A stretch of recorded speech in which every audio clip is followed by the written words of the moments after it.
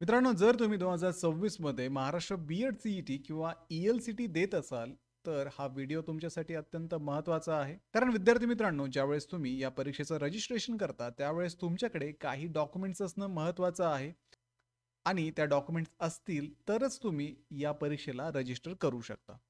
तसेच विद्यार्थी मित्रांनो, परीक्षा झाल्यानंतर ज्यावेळेस तुमचे कॅप राउंड चालू होतात, त्या कॅप राउंडच्या वेळेस सुद्धा तुम्हाला काही डॉक्युमेंट्स गरजेचे आहेत आणि त्या डॉक्युमेंट्सला काढण्यासाठी वेळ लागतो. तर आत्ता तुमच्याकडे वेळ असल्यामुळे तुम्ही आत्ता सुद्धा ते डॉक्युमेंट्स काढून ठेवू शकता.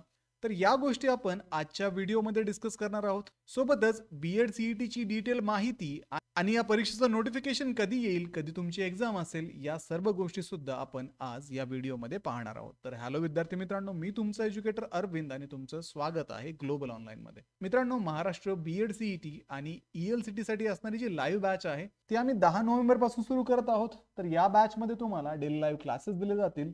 जर तुम्हाला हे लाईव्ह क्लासेस अटेंड करणं पॉसिबल नसेल तर हेच क्लासेस रेकॉर्डेड फॉर्ममध्ये सुद्धा अवेलेबल असतील. संपूर्ण अभ्यासक्रमाच्या नोट्स, 50 पेक्षा अधिक मॉक टेस्ट आणि 2000 पेक्षा अधिक एमसीक्यू सुद्धा तुम्हाला या बॅच मध्ये दिले जातील. तर बॅचला जॉईन करण्यासाठी स्क्रीनवरती दिलेल्या नंबरवरती तुम्ही व्हॉट्सअप करा किंवा प्ले स्टोरवरती जाऊन तिथेही ग्लोबल ऑनलाईन ॲपमध्ये तुम्ही हा कोर्स जॉईन करू शकता. विद्यार्थी मित्रांनो, ही जी बॅच आहे ती तुमची फक्त एक्झाम होईपर्यंतच नव्हे तर एक्झाम झाल्यानंतर सुद्धा तुम्हाला ऍडमिशन मध्ये गाईड करण्याचं काम करणार आहे. तर आजच या बॅचला जॉईन करा आणि बी-एड सी-ई-टी मध्ये 95+ मिळवण्याची तयारी आजच सुरू करा. तर विद्यार्थी मित्रांनो, सर्वात सुरुवातीला आपण बी-एड सी-ई-टीची इलिजिबिलिटी पाहूयात. तर या परीक्षेसाठी विद्यार्थी हा भारताचा नागरिक असणं आवश्यक आहे. त्याच्याकडे बॅचलर्स किंवा मास्टर्स डिग्री असावी किंवा तो विद्यार्थी ग्रॅज्युएशनच्या किंवा पोस्ट ग्रॅज्युएशनच्या फायनल इयरमध्ये तरी असावा. पुढे विद्यार्थी मित्रांनो, ओपन कॅटेगरीच्या विद्यार्थ्यांना कमीत कमी 50% मार्क्स इथे लागतात. रिझर्व्ह कॅटेगरीसाठी 45% मार्क्स असणं आवश्यक आहे. इंजिनिअरिंग किंवा टेक्निकल डिग्री असेल तर ओपनला 55% इथे असावे लागतात आणि रिझर्व्ह कॅटेगरीला 50% त्यांच्या परीक्षेमध्ये असणं आवश्यक आहे. पुढे विद्यार्थी मित्रांनो, या परीक्षेत जर आपण डिटेल सिलेबस पाहिला तर मेंटल ॲबिलिटी या विषयामधून 40 मार्क्सचे प्रश्न इथे विचारले जातात. जनरल नॉलेज मधून 30 प्रश्न विचारले जातात. टीचर ॲप्टिट्यूड मधून 30 प्रश्न विचारले जातात. तर विद्यार्थी मित्रांनो, ग्लोबल ऑनलाईनच्या लाईव्ह बॅच मध्ये या सर्व विषयांची तयारी तुमच्याकडनं करून घेतली जाते आणि तुम्हाला एक्झामसाठी रेडी केलं जातं. आता हा जो सिलेबस आहे तो बी-एड जनरलचा आहे. म्हणजे ज्या विद्यार्थ्यांना मराठी माध्यमामध्ये बी-एड करायचंय त्यांच्यासाठी हा सिलेबस असणार आहे. बाकी जे विद्यार्थी इंग्लिश मधून बी-एड करू इच्छितात त्यांच्यासाठी ई-एल-सी-टी नावाची एक्झाम असते. तर या ई-एल-सी-टी साठी मेंटल ॲबिलिटी, जनरल नॉलेज आणि टीचर ॲप्टिट्यूड सोबत एक इंग्लिश लँग्वेजची टेस्ट द्यावी लागते, जी 50 मार्क्सची असते.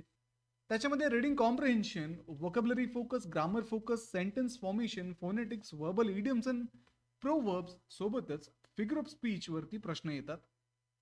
बी-एड जनरल ही ऑनलाईन स्वरूपाची एक्झाम असून मराठी आणि इंग्रजी अशा दोन्ही माध्यमामध्ये तुम्ही ही परीक्षा देऊ शकता. या परीक्षेमध्ये 100 प्रश्न विचारले जातात आणि 100 प्रश्न सॉल्व्ह करण्यासाठी तुम्हाला 90 मिनिटांचा वेळ दिलेला असतो. तसेच विद्यार्थी मित्रांनो, जे विद्यार्थी ई-एल-सी-टी देणार आहेत त्यांना 50 प्रश्न ई-एल-सी-टी मध्ये सॉल्व्ह करावे लागतात आणि 50 प्रश्न सॉल्व्ह करण्यासाठी तुम्हाला 60 मिनिटांचा वेळ दिलेला असतो. या दोन्ही परीक्षांमध्ये कुठल्याही प्रकारची निगेटिव्ह मार्किंग सिस्टीम तुम्हाला नसणार आहे.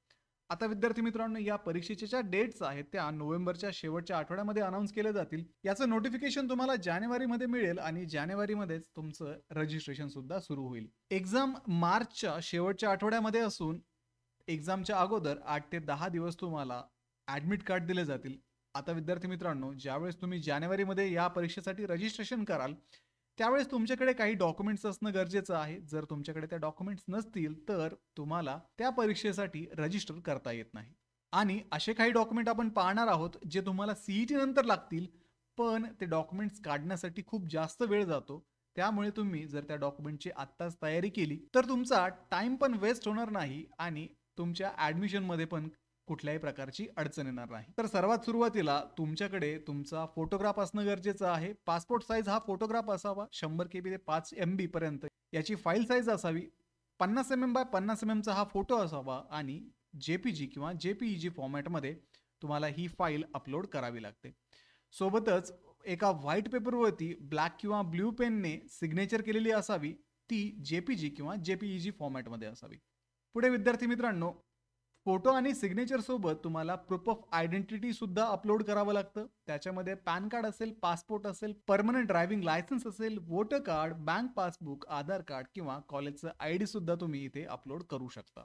पुढे विद्यार्थी मित्रांनो, हा फॉर्म भरत असताना तुम्हाला तुमचे 10वीचे मार्क इथे टाकावे लागतात, 12वीचे मार्क टाकावे लागतात, तुमच्या ग्रॅज्युएशनचे मार्क टाकावे लागतात आणि तुमचं डोमिसाईल सुद्धा तुम्हाला तिथे टाकावं लागतं. तर सीईटीचा फॉर्म भरत असताना यातलं कुठल्याही प्रकारचं डॉक्युमेंट तुम्हाला लागणार नाही, पण या डॉक्युमेंटवरची माहिती तुम्हाला सध्या तिथे अपलोड करावी लागते. आणि सीईटी झाल्यानंतर ज्यावेळेस तुम्ही ऍडमिशनच्या राऊंडचं रजिस्ट्रेशन करतात त्यावेळेस तुमच्याकडे हे डॉक्युमेंट्स ऍक्च्युली असणं गरजेचं आहे. त्यामुळे जर तुमच्याकडे SSCचं सर्टिफिकेट नसेल, HSCचं सर्टिफिकेट नसेल किंवा ग्रॅज्युएशनचं एखादं मार्कशीट नसेल तर आजच हे डॉक्युमेंट्स काढण्याच्या तयारीला लागा. डोमिसाईल सर्टिफिकेटमध्ये एकतर तुमच्याकडे डोमिसाईल सर्टिफिकेट असावं, नसेल तर बर्थ सर्टिफिकेट असावं, तेही नसेल तर स्कूल लिव्हिंग सर्टिफिकेट असावं. तर अशा पद्धतीने तुम्हाला हे डॉक्युमेंट्स सीईटी नंतर लागणार आहेत. फॉर्म भरत असताना तुमची कॅटेगरी तुम्हाला सिलेक्ट करावी लागते, तर त्यासाठी तुमच्याकडे तुमचं कास्ट सर्टिफिकेट असणं गरजेचं आहे, कारण तुम्हाला त्याचा नंबर तिथे द्यावा लागतो. त्यामुळे कास्ट सर्टिफिकेट तुम्ही आत्ताच काढून ठेवा आणि कास्ट सर्टिफिकेट सोबत कास्ट किंवा ट्राईब व्हॅलिडिटी सर्टिफिकेट तुम्हाला कॅप राऊंडच्या वेळेस गरजेचं आहे. आणि या डॉक्युमेंटसाठी खूप जास्त वेळ जातो, म्हणून आजच तुम्ही कास्ट किंवा ट्राईब व्हॅलिडिटी सर्टिफिकेट जर तुम्हाला शक्य असेल तर काढायला चालू करा, जेणेकरून ऐन वेळेस तुमचा वेळ वाया जाणार नाही. SC आणि ST कॅन्डिडेट जे असतील त्यांना कास्ट सर्टिफिकेट आणि कास्ट व्हॅलिडिटी सर्टिफिकेट लागेल. VJ, DT, NT, OBC, SBC, SEBC कॅन्डिडेट्सला कास्ट सर्टिफिकेट सोबतच कास्ट किंवा ट्राईब व्हॅलिडिटी सर्टिफिकेट लागणार आहे. त्यानंतर नॉन क्रिमिनल सर्टिफिकेट सुद्धा लागणार आहे, ज्याची व्हॅलिडिटी कमीत कमी 31 मार्च 2027 असावी. जे विद्यार्थी EWS सेक्शन मधून येतात त्यांच्याकडे EWSचं एलिजिबिलिटी सर्टिफिकेट तुम्हाला कॅप राऊंडच्या वेळेस लागणार आहे. आता सध्या फक्त तुम्हाला कास्ट सर्टिफिकेट गरजेचं आहे, लक्षात ठेवा. पुढे विद्यार्थी मित्रांनो, जे विद्यार्थी पर्सन विथ डिसॅबिलिटी आहेत, PWD कॅटेगरी मधून येतात त्यांच्याकडे त्यांचं डिसॅबिलिटी सर्टिफिकेट असणं गरजेचं आहे. अशा पद्धतीने रजिस्ट्रेशनसाठी तुम्हाला लागणारे डॉक्युमेंट आहे तुमचा फोटो, तुमची सिग्नेचर आणि तुमचं प्रूफ ऑफ आयडेंटिटी सोबत कास्ट सर्टिफिकेटचा नंबर तुम्हाला लागेल. कॅप राऊंडच्या वेळेस तुम्हाला लागणारे डॉक्युमेंट आहेत SSCचं सर्टिफिकेट, HSCचं सर्टिफिकेट, ग्रॅज्युएशनचे मार्कशीट. हे मार्कशीट सगळ्या इयरचे आणि सगळ्या सेमिस्टरचे लागतात. त्यानंतर डोमिसाईल सर्टिफिकेट लागतं, कास्ट सर्टिफिकेट आणि कास्ट किंवा ट्राईब व्हॅलिडिटी सर्टिफिकेट सुद्धा तुम्हाला कॅप राऊंडच्या वेळेस लागणार आहे.